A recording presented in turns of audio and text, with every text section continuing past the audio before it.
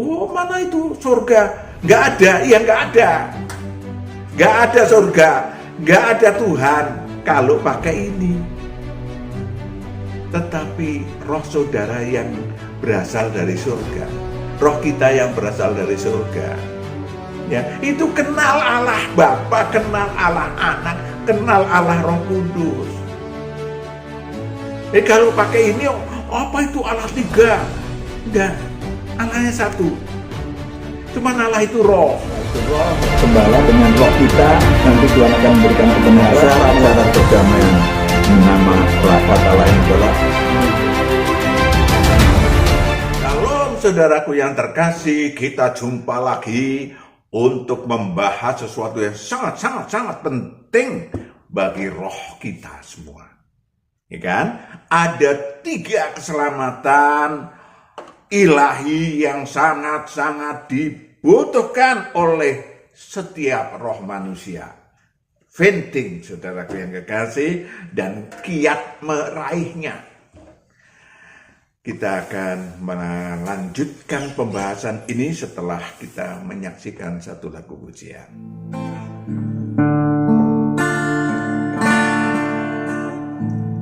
Bapa, ku persembahkan tubuhku sebagai persembahan yang hidup, kudus, dan yang berkenan padamu sebagai ibadah yang sejati.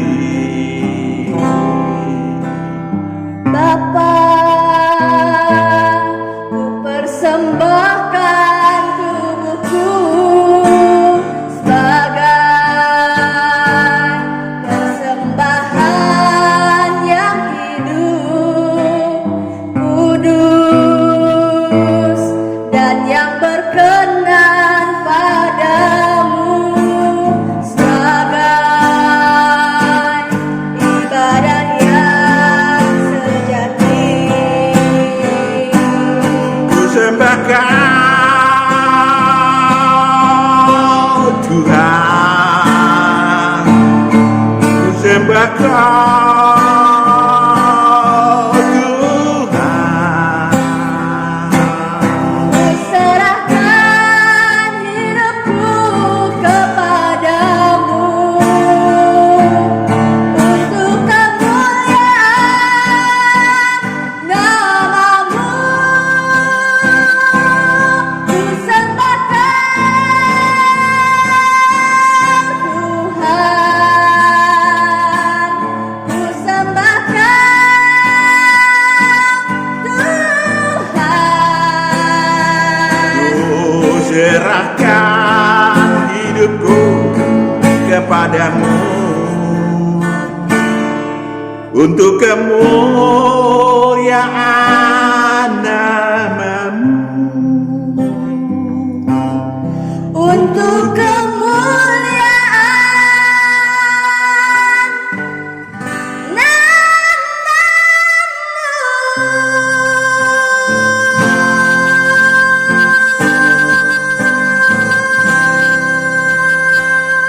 Sudah kita bahas pada Sabtu lalu atau pada minggu lalu akan yang mengenai keselamatan sejati itu apa. Karena banyak yang berpendapat boleh-boleh saja, banyak yang berpikir boleh-boleh saja, sah-sah saja. Tetapi sesungguhnya kita akan membahas kebenarannya apa. Apa sih Pak kebenaran? Kebenaran ya gampang aja lah. Kebenaran adalah firman Tuhan dan fakta dalam hidup kita. Bisa merasakan, itu kebenaran. Merasakan. Bukan teori sono, teori sini. Merasakan. Ya kan? Pak Matius pernah sampaikan buah ara yang saya petik dari kebun. Pak Matius punya 50 pohon buah ara, gede-gede. Saya tanya kepada mereka. Oh, mereka nggak pada tahu buah apa. Akhirnya Pak Matius buka. buah ara. Oh, baru tahu. Dan banyak yang kemudian terbengong-bengong bahwa itu buah ara yang di Alkitab dan di Al-Quran. Saya ingin sampaikan kepada saudara, monggo kita menghayalkan buah ara karena belum pernah lihat, menghayalkan rasa buah ara karena belum pernah lihat. Tetapi Pak Matius mengajarkan, ditugaskan mengajarkan faktanya apa? Keselamatannya itu apa dan dirasakan. Ya. Kenapa? Karena setiap roh manusia pasti merindukan dan pasti sudah tahu jawabannya. Kalau tanya kepada roh saudara tahu jawabannya.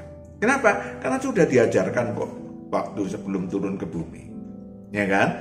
Maka sayangnya banyak orang yang hebat-hebat tanda kutip memakai akalnya dan emosinya untuk menganalisa keselamatan. Praktis saja saudaraku. Keselamatan, kebenarannya apa? Mari kita rasakan. Amin. Kosakata keselamatan, Pak Matius ulang lagi itu salvation atau salvatio, ya, atau apa soteria dalam bahasa Yunani, monggo saja. Tapi sesungguhnya adalah pembebasan dari arti kosakata yang manapun. Kosakata itu artinya pembebasan dari situasi yang mengerikan. Tentu saja dalam gambaran otak kita mengerikan ada orang tubruk mobil, jatuh dari parasut yang tidak berkembang. Banyak lagi mengerikan. Oh, itu lebih ngeri lagi. Karena itu kalau tubuh alami yang ngeri itu kalau mati udah selesai. Roh itu tidak bisa mati. Repotnya. Maka sangat mengerikan sekali kalau yang disebut orang tidak selamat. Ya, maka pantas bahwa setiap roh manusia di muka bumi ini merindukan selamat. Kali ini akan dibahas keselamatan yang pertama. Yang kedua ketiga yang mendatang. Keselamatan yang pertama yang kita rasakan, yang dapat kita rasakan selama kita hidup. Ya. Apa itu, Pak? Yang pertama, keselamatan pertama adalah roh saya dan roh saudara terlepas dari kerajaan maut. Ya. Di bumi ini roh saya dan roh saudara sebelum Yesus datang 2000 tahun yang lalu untuk memproklamirkan dapat mengambil roh saudara dan roh saya atau roh manusia dari kerajaan maut, itu 2000 tahun yang lalu. Selama ini manusia itu rohnya berada di dalam kubangan penjara namanya kerajaan maut. Dan itu sangat mengerikan. Kenapa? Rohnya mati, Mas. Rohnya mati sehingga nggak berdaya. Ya, untuk supaya memerintahkan melalui hati nurani saja tidak banyak berdaya. Ada orang baik dari hati nuraninya banyak, tetapi berhenti pada titik itu. Maka saudaraku yang kekasih, sejak Adam dan Hawa berdosa di Firdaus lalu dilempar ke bumi pada hari ke-6 sehingga mereka dikuasai oleh iblis. Sehingga akhirnya akibatnya adalah roh si manusia mati. Jadi kalau engkau makan buah pohon kehidupan, pohon pengetahuan baik yang dan ya akan mati. Lalu kok udah makan kok Adam nggak mati, ada yang berpendapat gitu.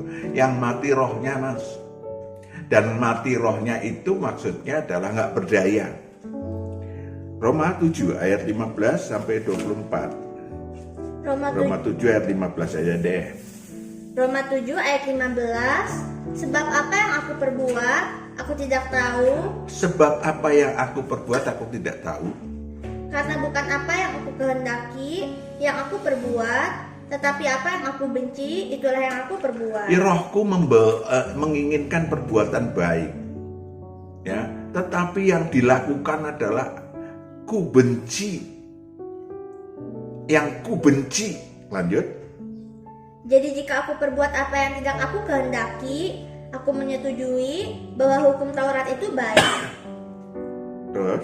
Kalau demikian, bukan aku lagi yang memperbuatnya, tetapi dosa yang ada di dalam aku. Dosa yang ada di dalam aku. Setiap manusia yang berdosa rohnya mati, nggak berdaya. Ya, ini yang terjadi. Lanjut. Sebab aku tahu bahwa di dalam aku, yaitu di dalam aku sebagai manusia, tidak ada sesuatu yang baik, sebab kehendak memang ada di dalam aku. Rohku berkehendak. Hati nurani mengatakan. Tetapi kenyataannya adalah bahwa, lanjut. Tetapi bukan hal berbuat apa yang baik. Yes. Yang dilakukannya bukan oleh tubuh alamiah kita, bukan perbuatan yang baik. Yang diinginkan oleh roh. Lanjut. Sebab bukan apa yang aku kehendaki, yaitu yang baik, yang aku perbuat, melainkan apa yang tidak aku kehendaki, yaitu yang jahat, yang aku perbuat. Yes, lanjut. Jadi jika aku berbuat apa yang tidak aku kehendaki, maka bukan lagi aku yang memperbuatnya, tetapi dosa yang diam di dalam aku. Ya, dosa yang diam di dalam aku. Roh-roh jahat yang ada di dalam si manusia karena punya dosa dan kejahatan akan menyetir, membuat action supaya si manusia bernasib buruk. Nasib buruk ada dua, Mas. Nasib buruk, penyakit, rumah tangga berantakan. Nasib buruk apa yang disebut sebagai ekonomi miskin. Ya. Dan nasib buruk itu akan membuat si manusia itu mulai konsentrasi untuk mencari makan. Hidup ini wis kayak binatang lah, konsentrasi untuk nyari makan, hidup untuk makan. Sukses dari kampung miskin, merantau ke Jakarta jadi kaya, tetapi bukan kemudian berubah, enggak, malah makin kacau. Itu banyak kasus. Tadi pagi seorang pendeta juga cerita tentang anaknya dan mantunya. Saudaraku yang kekasih, saya ingin sampaikan kepada saudara, banyak sekali mengeri. Kenapa mesti orang yang masuk surga, roh manusia yang masuk surga cuma sepertiga? Karena demikian, rohnya mati dan nggak diurus. Ya, nggak diurus. Lanjut tadi.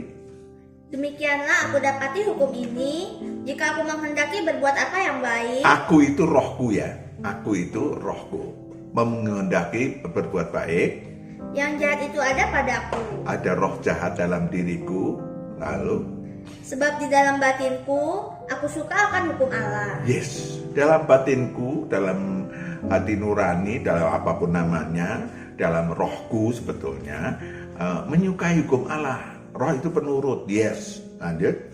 Tetapi di dalam anggota-anggota tubuhku, aku melihat hukum lain yang berjuang melawan hukum akal budiku dan membuat aku menjadi tawanan hukum dosa. Tawanan hukum dosa, kerajaan maut, istilahnya yang sama itu. Lanjut. Yang ada di dalam anggota-anggota tubuhku. Yes. Terus? Aku manusia celaka, siapakah yang akan melepaskan aku dari tubuh maut ini? Itulah namanya manusia celaka, rohnya celaka, mati, nggak berdaya. Terus? Syukur kepada Allah oleh Yesus Kristus Tuhan kita. Jadi dengan akal budiku, aku melayani hukum Allah, tetapi dengan tubuh insaniku, aku melayani hukum dosa. Yes. Saudaraku yang kekasih, saya ingin sampaikan kepada saudara, apakah kita masih termasuk manusia celaka yang hati nuraninya, suara hatinya tidak bisa mengekspresikan? Bisa mengekspresikan mungkin, tetapi tidak bisa melaksanakan. Tubuh alamiahnya tidak bisa melaksanakan. Maka roh-roh jahat itu akan memberikan informasi kepada stafnya Lucifer. Untuk apa? untuk mau dimasukkan kemana? Masukkan ke maut, ya, nasib buruk, atau masukkan nasib baik tanda kutip, dimasukkan kerajaan dunia. Wah, hebat, kuasa, naik kemuliaan, naik hartanya, ini kaya, ya. Dan ini yang repot, saya ambil sebelah kiri, ini yang repot adalah dia sulit sekali masuk surga. Apalagi masuk surga, masuk kerajaan Allah di bumi aja sulit. Kalau ini masih remang-remang cuaca gitulah, ya, masih rohnya itu masih bisa remang-remang. Kadang-kadang ketika kita mendengar firman Tuhan, orang itu mendengar firman Tuhan, kok ini ngapain urusan surga? Saya udah masuk surga kok, makan enak, tidur enak, mobil banyak, kereta api punya, ya kan? Kalau ini kan enggak. Tetapi justru perhatikan baik-baik. Justru iblis menunjukkan supaya masuk neraka bersama-sama mereka setelah kiamat. Mereka kemudian menyeret ke dalam hedonisme, menyeret ke dalam hatinya berada di harta, dan seterusnya. Kalau gitu Pak, lebih baik kita miskin. Miskin di hadapan, kaya di hadapan Tuhan, miskin di hadapan Tuhan. Tuhan akan memberikan kepada saudara cukup untuk tubuh alamiahnya. Tetapi yang penting adalah roh saudara dilepaskan dari maut dan kerajaan maut. Roh saudara dilepaskan dari kerajaan maut, dan tubuh alamiah saudara tidak lagi diperintah oleh roh-roh jahat atau maut. 2000 tahun yang lalu kembali sudah disampaikan sarana untuk bisa itu. Sebelumnya nggak bisa. Pak, ada penghapusan dosa, yes. Tapi dosa membawa maut. Hutang maut nggak bisa. Hanya penebusan oleh diproklamirkan oleh Yesus Kristus, diberitakan oleh Sang Yohanes Pembaptis, dan seterusnya. Ya kan, udah dibahas yang lalu. Dan kemudian Yesus mati di kayu salib sebagai pengorbanan. Yes, kita menangisi, menyanyikan lagu-lagu sedih, salibmu, salibmu.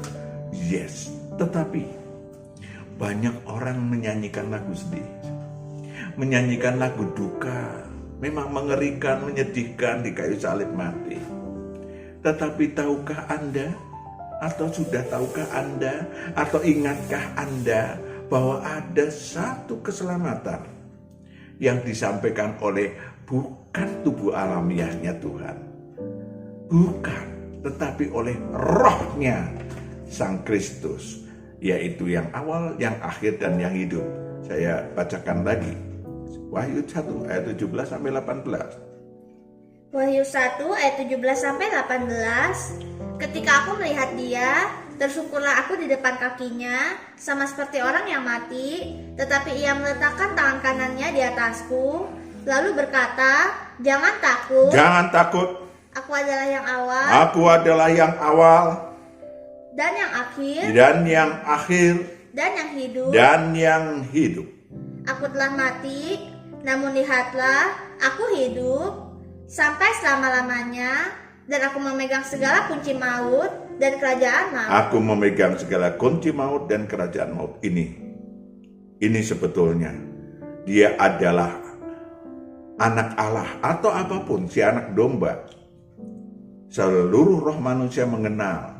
Ini bukan soal agama, bukan denominasi, bukan Taurat, tetapi soal tawaran keselamatan. Saudara perlu percaya. Maka dikatakan bukan Sang Yesus Kristus atau apapun namanya disebut sebagai yang awal, yang akhir, dan yang hidup. Tubuh alamiahnya aku telah mati, tetapi aku hidup. Dan aku memegang kunci maut dan kerajaan maut untuk mengubah nasib manusia, untuk menyelamatkan manusia, mengubah nasib manusia dari perencanaan maut oleh roh jahat, dan mengubah roh manusia menyelamatkan, melepaskan dari kerajaan maut. Cukup jelas? Itu yang disodorkan kepada umat manusia. Amin. Yang disodorkan kepada setiap manusia sejak 2000 tahun yang lalu. Pertanyaannya adalah bagaimana Pak cara yang disebut keselamatan itu? Bagus. Pertanyaan bagus. Ya. Satu, roh manusia yang sudah dibebaskan dari kerajaan maut. Jadi orang itu bertobat total dan datang. Jadi syaratnya bukan soal upacara acara, tetapi bertobat total rohnya. Dan Tuhan yang tahu persis ukurannya. Anda bertobat total karena cuman ikut-ikutan dilakukan upacara, entah itu namanya baptis apa-apa, monggo, itu Taurat, religi. Tetapi ilahi adalah roh saudara memang. Dilihat Allah memang betul-betul siap bertobat. Istilahnya siap tuai. Setelah siap tuai, saudara datang kepada yang awal, yang akhir, dan yang hidup. Percaya kepada Dia sehingga sang terang ilahi akan mengampuni dosa saudara dan menyucikan dari yang jahat. Saya pakai lahir baru ilahi, lahir kembali ilahi, supaya jangan stereotip banyak disebarkan sana sini dengan berbagai pendapat. Lahir baru ilahi, yakni dosanya diampuni dan kejahatannya disucikan. Sehingga roh manusia yang sudah dihidupkan, akulah jalan, kebenaran, dan hidup, rohnya hidup. Ya, jadi ada 3 faktor. Jalan kepada Allah karena dosa dan kejahatannya sudah dihapuskan. Kemudian lanjutannya apa Pak? Lanjutannya adalah ketika saudara datang kepada Tuhan, maka roh saudara sudah mulai dihidupkan. Sorry, saya mungkin salah, orang itu menganggap sudah dihidupkan, maka diaktifkan rohnya.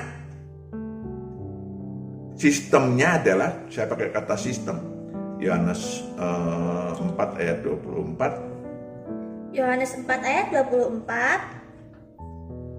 Allah itu roh, dan barang siapa menyembah Dia harus menyembahnya dalam roh dan kebenaran. Roh saudara akan mulai menyembah kepada Allah. Bukan tubuh gini, atau begini, atau nunduk, atau apapun. Roh saudara yang mulai dipakai, karena itu sistem yang baru. 23 dulu.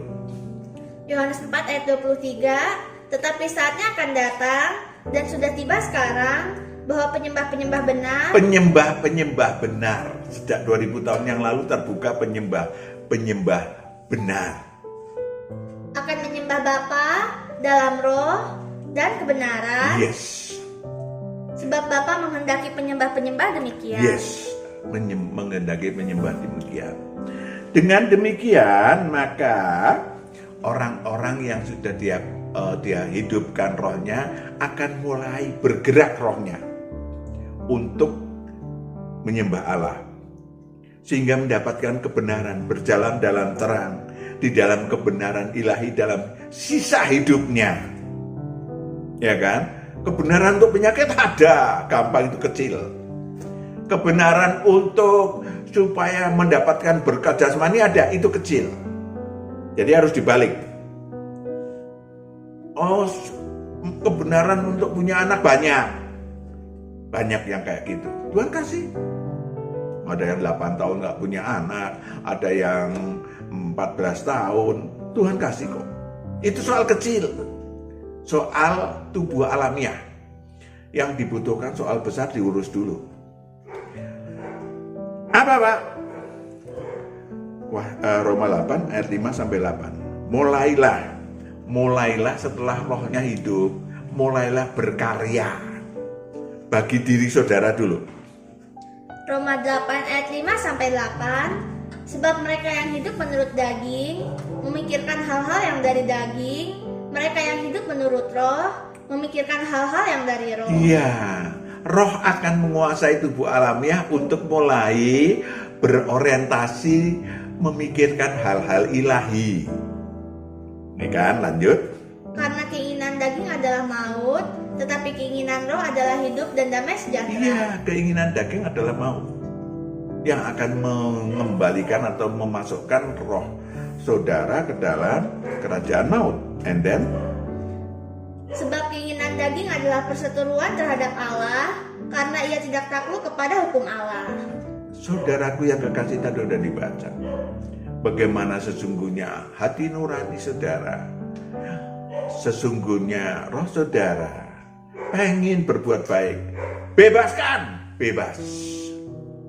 sehingga roh saudara bisa berhubungan dengan Allah. Allah akan berbicara melalui roh saudara untuk kebenaran. Dan mulai tadi yang kedua adalah roh saudara mulai aktif menyembah Allah, aktif menangkap kebenaran, aktif untuk mulai memperhatikan baik-baik. Ya kan? Oh, mana itu surga? Nggak ada, iya nggak ada. Nggak ada surga, nggak ada Tuhan kalau pakai ini.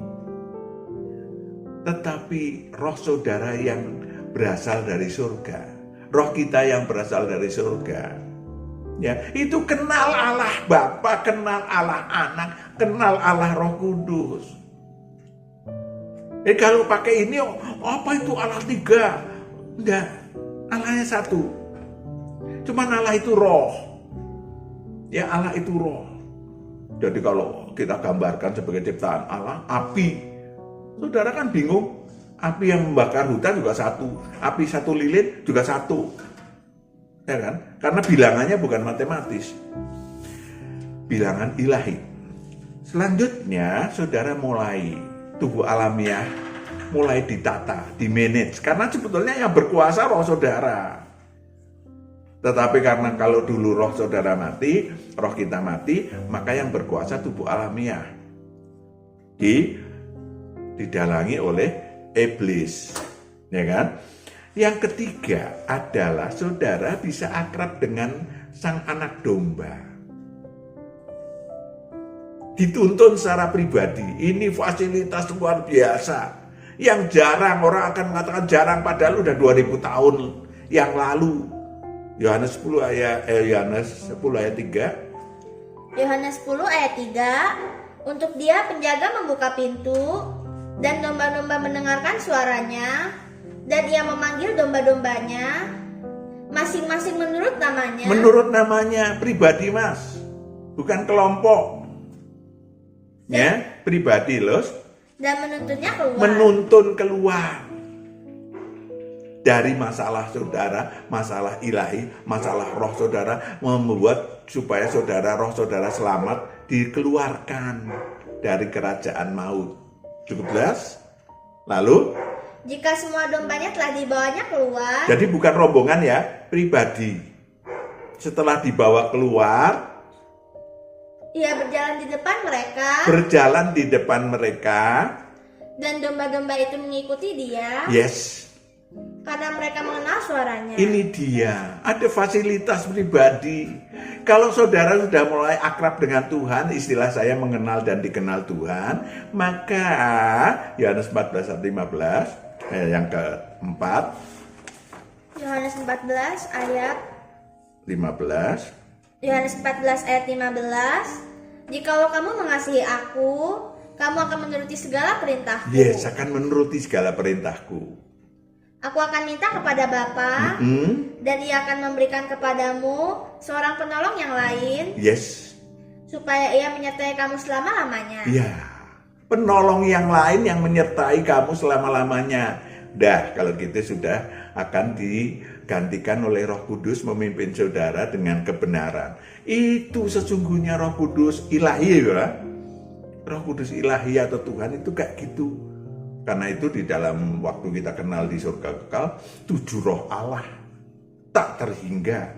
Dan itulah yang akan memimpin saudara secara pribadi tinggal dan menyertai dan tinggal. Ya kan? Lanjut. Yaitu roh kebenaran. Dunia tidak dapat menerima dia, sebab dunia tidak melihat dia dan tidak mengenal dia. Tetapi kamu mengenal dia, sebab ia menyertai kamu dan akan diam di dalam kamu. Nah, tergantung saudara. Saudara orang dunia, masih urusannya dunia, keinginannya supaya kaya, keinginannya supaya menjadi pejabat, monggo, itu nggak akan dipimpin Roh Kudus. Sampean beragama apapun, karena ini bukan agama. Ya, Roh Kudus akan memimpin saudara ketika saudara akrab dengan sang anak domba. Lalu sang anak domba akan memintakan Roh Kudus untuk memimpin saudara, menyertai saudara, karena saudara sudah bukan orang duniawi. Bukan nggak boleh saudara punya motor, punya mobil, monggo. Sejauh itu bukan duniawi. Pak, duniawi itu hedonisme contohnya, dan itu hatinya berada di harta contohnya. Ya kan? Saudara punya mobil, bersyukur, Tuhan terima kasih. Mobil bekas, nggak apa-apa. Itu dilatih dulu, menyangkal diri dulu. Oh, saudara musuh punya mobil satu, pengen untuk ke pasar belum, beli lagi satu, untuk ke WC belum, beli lagi satu. Itu dunia. Roh Kudus nggak akan pernah tinggal, siapapun dia. Amin. Tadi udah dibaca. Lalu kita akan dituntun dengan aneka kebenaran. Ingat bahwa saya dan saudara adalah calon anak-anak Allah untuk kembali ke surga menjadi anak-anak Allah. Amin. Ketika itu tugas saudara dan saya adalah belajar keilahian. Kita udah belajar apa yang disebut sebagai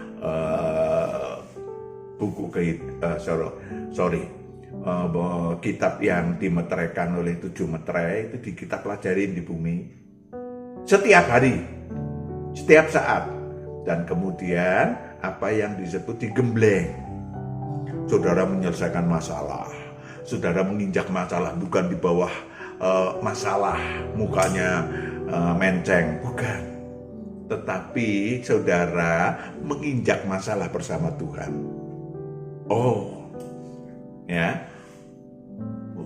Matius 6 ayat 30 sampai 34. Matius 6 ayat 30 sampai 34. Jadi jika demikian Allah mendandani rumput di ladang yang hari ini ada dan besok dibuang ke dalam api, tidakkah Ia akan terlebih lagi mendandani kamu, hai orang yang kurang percaya? Yes, dimulai percaya, khawatirnya dibuang dulu.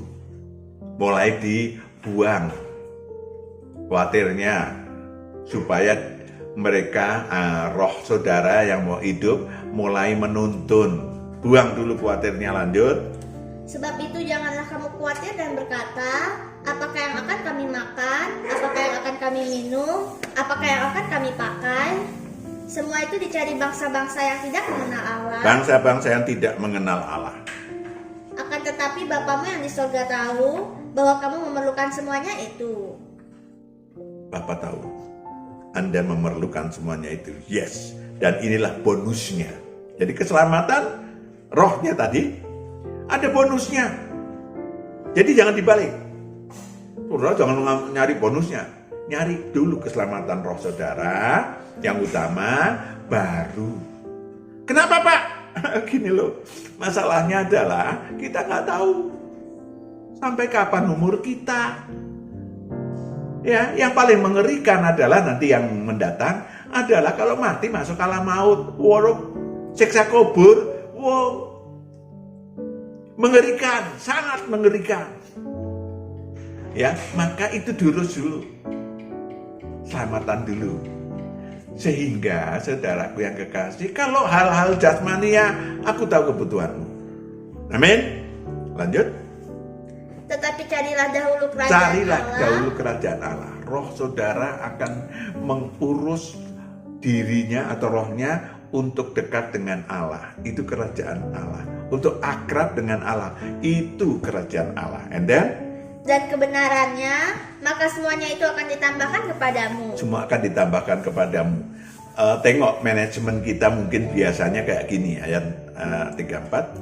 Sebab itu janganlah kamu khawatir akan hari besok. Yes, jangan khawatir akan hari besok. Saudara diinjek-injek oleh waktu. Yang saudara acak-acak untuk menghancurkan diri sendiri. Kekhawatiran hari besok. Lanjut. Karena hari besok mempunyai kesusahannya sendiri. Yes. Kesusahan sehari cukuplah untuk sehari. Anda membutuhkan kebenaran, ya kan? Untuk besok nantilah Tuhan akan kasih kebenaran. Untuk hari ini saudara belajar dulu akrab dengan Tuhan.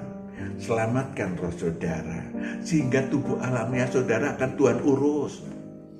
Bukan Tuhan urus sih, karena saudara bukan robot.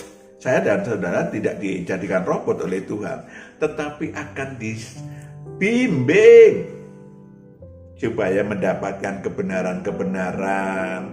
Bagaimana Pak, saya harus kuliah apa tidak? Tadi bagi seorang dosen konsultasi sakit, ternyata saya bilang sampai urusan jasmani yang sekuler aja, padahal udah lahir baru belasan tahun yang lalu. Ya, nggak bisa saudara cuma urusan jasmania, roh saudara yang utama, dan kemudian baru hal-hal yang jasmania adalah bonus. Amin. Kita berdoa.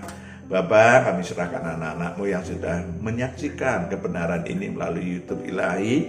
Tuhan ikut campur tangan memberkati mereka, damai sejahtera menyertai anak-anak-Mu, supaya perjalanan hidup mereka bersama Tuhan dalam kerajaan Allah. Dalam nama Yesus Kristus kita berdoa, mengucap syukur. Amin. Shalom, Tuhan berkati.